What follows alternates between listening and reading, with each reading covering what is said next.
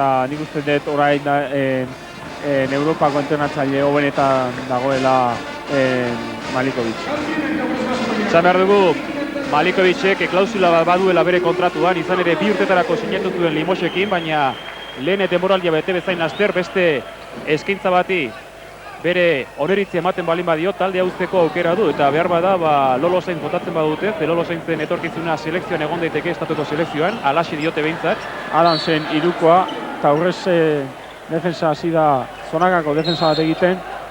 Horregatik atera du Iñaki Gomez Pablo Lasoren ordez, bestela zonakako defensa bat egiteko Vicentakin eta Lasorekin problemak izango zituen, bi jokalari oso txiki direlako. Eta nik uste dut horrekati irten dala kantxa Iñaki Gomez. Lehen aldiz, edo bigarren aldiz, hobeto esateko, Antibes aurretik jarri zaigu, 39 eta 40, Gomez eta Carvajoen arteko jokaldia Iñaki Gomezen puntuak. Iñaki Gomezek txapelketa honetan sartu duen 6. puntua da. Pasaren astean ere, 2 sartu zituen, Bonatoren transizio azkarra. Eta defensa orain arte eta aurrezena oso txarra. 41 eta 42, Difenta orain joko antolatzen, Laso aulkian baitago, Lee Johnson aurreratu zaio Carvajori, Retenovic, Adams, jokalari nazionalizatua da, urratsa garbia bai. Urratsa garbia egin Adamsek eta orain Carvajon den falta adierazi du epaileak. Lee Johnson, jokalari veteranoa. 14 puntu da mazkila orain dauneako. Eta diote jokalari veteranoa dela, izan ere 35 urte ditu, Makabin jokatu zuen denbora batez, eta Europako txapelketan, garai bateko Europako txapelketan, finala jokatu baina galdu egin zuen. Ez da ez oso ona jaurtiketa libretan. Orain jaurtiketa libre hori izan da bastante patxal jaurtikuna, eta orain, ez dauke inungo estilo ona bintze baino, bigarrena barrua sartu du eta bere ekipoa 2 puntu aurretik jarri du markagailuan. 41 eta 43 beraz, 2 puntuz galtzen ari da orain Taurez, Arlaukas. Sibiliorentzat pasea, orain zailtasun gehiago ditu talde arabarrak erasoan jokaldiak behar bezala gauzatzeko. 5 metrotatik, baloia loratu, Carvajo jaurti, errebotea Gomez jaso, Gomezek asmatu ez. Kontrasoan Retenovic, leuzea. Ez zuen zertan eman beharrik horrelako paserik Retenovicek. Ez Retenovic oso gaizki ikusten ari. Hau askotan pasatzen da lehen hau Jugoslavia ezan jokalariri, ez? Bere txapelketatan da oso ondo ibiltzen die, baino punta-puntako jokalariak ez direnak gero normalean ez dute emaitza onak izaten handik kanpoa. Ean jokutik izkata eta ezko. Oso ondo Sibilio, Bonato gazteren aurrean, 43 markagailuak. 5 minutu eta 58 segundu, eta egia esan puntu asko izan ditugu orain artean. Markagailu horrek eta elektronikoak agertzen duenez. Taurresek bere zonako defensa horrekin segitzen du, eta berronek emaitza hobeak ematen dion, ez? Hori ikusten du nola azpiko jokalariak irtetzen diran kanpoa, baina bastante ondo defenditzen ari da, baina baloia ondo mutu dute, eta azkenean jartuketa txarra egin du Bonatok. Azkenik baloia Johnsonek ikutu denez, Tauresek izango du alboko sakea, eta bitartean 2 aldaketa egin ditu Monclarrek. Lee Johnson eta Bonato badijoazte aulkirantzan, eta euren ordez Ostrowski eta Foirest. Eta nik uste dut Ligasko honetan behintzen seguro lehenengo aldiz Taurres 2 junior kantxan ditula. Bai, Rodríguez eta Gomez zin honetan txe. Bai, Zepanik Zigelen aurka azken minutua bintzat hiru juniorre jokatu zituzten. Bai, minutuak bai, baina Ligasko honetan ez dut han izan ziren 2-3 minutu azkene bigarrengo partidun, bai, 3-4 juniorra jokatu zutenak, bai. Retenovic, hirukoa oso urrutitik gaizki. Eta eman indio Pablo Laso eta Retenovicek utxe egin du. Monclar izugarri asarretu da berriz ere, Retenovicekin. Ni ez dakit nola ibiliko da Frantziako ligan. Oso ondo Laso, Rodríguez Laso, eta berriz ere segunduak ditu Taurese jokaldi hau antolatzeko. 14 segundu jokaldia antolatzeko. Arlaukas orain markatuta dagoera bat, Deiz jarri zaio gain gainean, baloia loratu Arlaukasek eta sartu, naiz eta Deiz gain gainean zuen. Eta utxartea eskatu du Jack Monclarrek. Bai, orain arte, defensak, orain azkeneko minutuetan pixkan bat hobetu dire, gogortu dire, nik uste dut jokalari hemen dagoen hotza gainditzen hasi direla eta izarditzen da pixkan bat defensaik gogortzen ari dira, baina orain arte izan dira, ez da defensaik egon, ez? Bakutzea aiatzen zan da, 2 puntu lortzeko munduko erreztasun guztikin jolastuntzu. Bai, izan ere, euraldi hotza dagoela aipatu izan dugu lehen, 4 gradu, baina euria barra ari du, eta behar bada joklariek ere kanpoan dagoen hotz hori somatu dute, eta bigarren zatira arte gauzak editugu poliki xamar ikusiko. Eta gero, Taurres bezalako ekipo, Taurres dagoen egoeran ekipo bat borrokatzeko eta kontzientziazio bilatzeko oso zaila da. Eak zeo zer egiteko multzonetan gauzak eta hartzen, ez kauta bezala, ez oso zaila da, eta orduan zaila da egoera honekin defensan jendea gogorren ibiltzen, ez?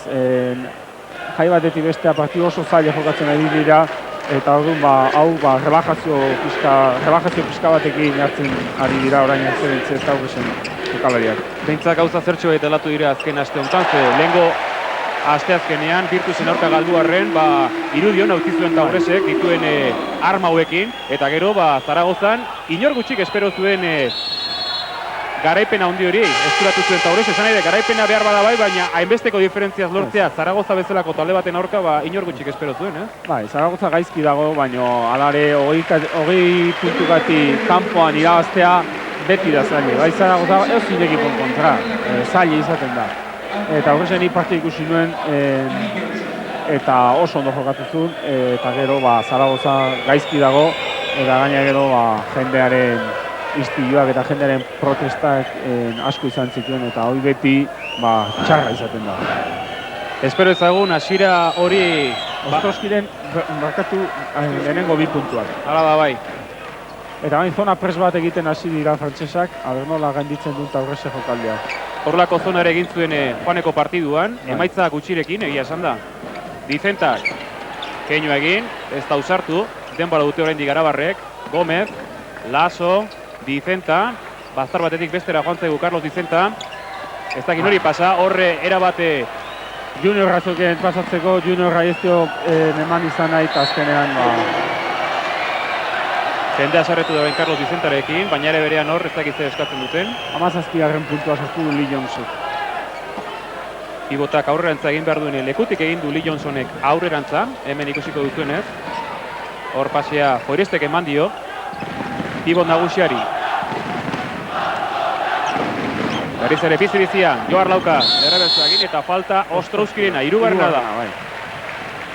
Oso Taurresentzat oso garrantzizko falta izango zen. Eta orain Iñaki arte denbora eskaudo, eta igual, beak daki ni baino askoz gehiago, ez? Baina orain igual momentu hon bat izango zen Joar Laukas aldatzeko. 3 minutu gelditzen die, 3 puntu zaurretik jota Taurres, 2 jaurtiketa uzteak Laukasek, 2 jaurtiketa sartu ezkio, nik usten dut, ona izango ditzela Arlaukasei 3. falta horretatik zaintzea, ez? Bai, eta bide batez ere atsenalitxo bat ematea. Epaiek ere, nor diren ezagutu ziune batez, George Alemaniarra eta Lick Water Holandarra, eta Jacques Monclar da Antibezko Olimpik taldeko entrenatzailea. 89an Monclarrek eman zion titulua talde honi lehen aldiz bere historian, eta hori dela eta pasaren urtean lehen Liga Europarrean jokatzeko aukera izan zuen talde frantziarrak. Naiz eta Barcelonaren multzoan kokatu zen, eta 8 taldetatik 7. postuan amaitu zuen. Beraz, lehenengo esperientzia hura, ez zuen ez ondo xamar amaitu talde frantziarrak. 2 jaurtiketa ditu Arlaukasek. 23 puntu egin ditu orain arte, eta Antibesen Bonatok 14 eta gehiena Lee Johnson 17. Dicentarekin batera jaurtiketa libretan, aurtengo kopa honetan Arlaukas da onena. Izan ere orain artean 84an asmatu behitu estatu batuarrak. 51 eta 47, 4 puntu zaurretik Taurres. Pablo Laso sartu da, baina alare Taurres zonakadako defensa horrekin jarraitzen du. Nik uste gizon bat zaindu beharrezkoa balin bada hori Adams dela. Ademenasen ere honek egin dezake zerbait. Bonato erreboterako ahalmena izugarria du. Badikoa, Joar Laukasek pase hori jasotzarekin hasi zuen eta baina aurrena egin du alde batea eta gero protesta egin du Ademensak eta orduan beste aldea adierazi du epaileak. Hemen duzu jokaldea berriz ere. Garbia izan da, nola Ademensa sartu dion eta berak ikutu duen baraia. Eta garbia izan da bai. Boirez, Adams. Iñaki Gomez gelditu da uni batez nora joan ezean. Adams. Boirez, Adamensa, Johnson, veteranoak jauti honek eta sartu. Falta garbia egin dio Joar Laukasek. Nik uste dut orain pizka kontu izan dago da olako parezen falta. Joar Laukasek orain kontu izan dago olako jokalditan ez bere hirugarren hain oso txarra izango ditzatelako bigarren denborako ez. Hasieran ez dugu aipatu, baina gizon honek zuzentzen duen taldeari, Frantziako Taurez deitzen omen diote. Izan ere, nazionalizatu eta atzerritar asko ditulako, ze besteak beste, Deinesek estatu batuetan ikasi zuen, Adamsen nazionalizatuta dago, hor daude bere bi atzerritarrak, Okansi ere, ez dakit Martinikan edo nun jaioa den. Baina alare ni legunen ikusirun Limos, eta han bat abestez, bazeren 5 jokalari beltzak, eta gaina Eslovenia... Baina bakizu Frantzian Geltzaran asko dagoela, baina Frantzien ekipo asko dauela nolako jokalarekin asko. Eta atletismone askotan ikusten dugu, gehiena kanpotarrako bere lehenago izan dago koloniatako jokalari asko izaten direla. Eta ekipontan bio badaude. Baina talde honetan bi jokalari txuri dira, estatu batuetan ikasten ibili direnak, edo bitzatan saskibaloian hasi direnak, saskibaloian jokatzen. 53 eta 52, presio horretan jarraitzen dute frantziarrek. Lasok Vicentari mandio pasea, bakarri dago Iñaki Gomez, ez da sartu barruraino sartu eta motz geratu zaio bere gakoa.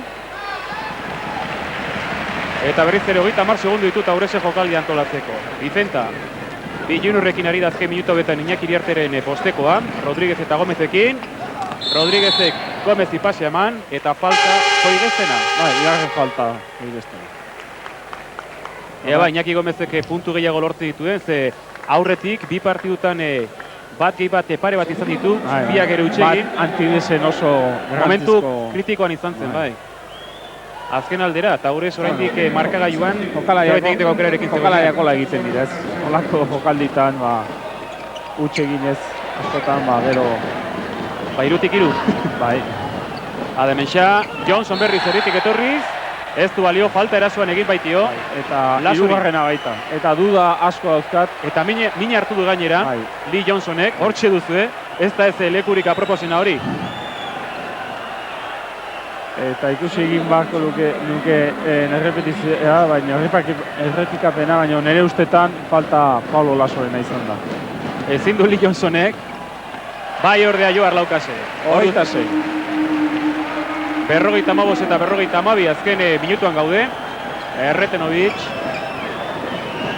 Boigez, Ademensa.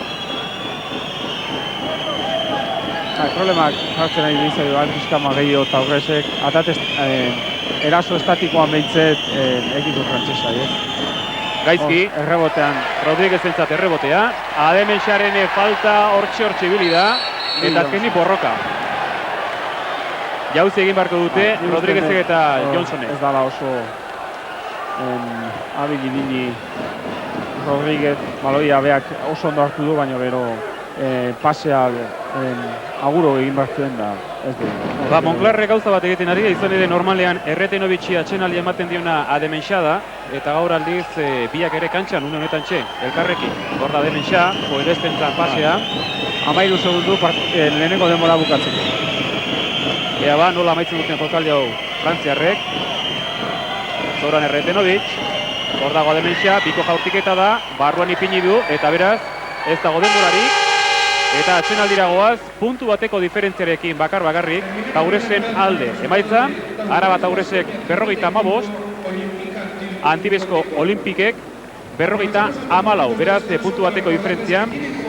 esan bezala. Eta aurreko neurketetan esan dugune bezalaxe, diferentzia honekin, edo zer gauza gertaliteke bigarren zatian, Antibesentzat jokoan dauden 2 puntuak garrantzizkoak dira. Arabat Aurresek aldiz, horreari utzi nahi dio, borondatea behintzat orain artean agertu du, baina plantilla murritz horrekin, ez dakit, naiz eta Iñaki Iriarte gauza majo bat egin duen, Ikusita nola dauden bere gizonak pertsonalekin, 2 junior ipini ditu kantxan, eta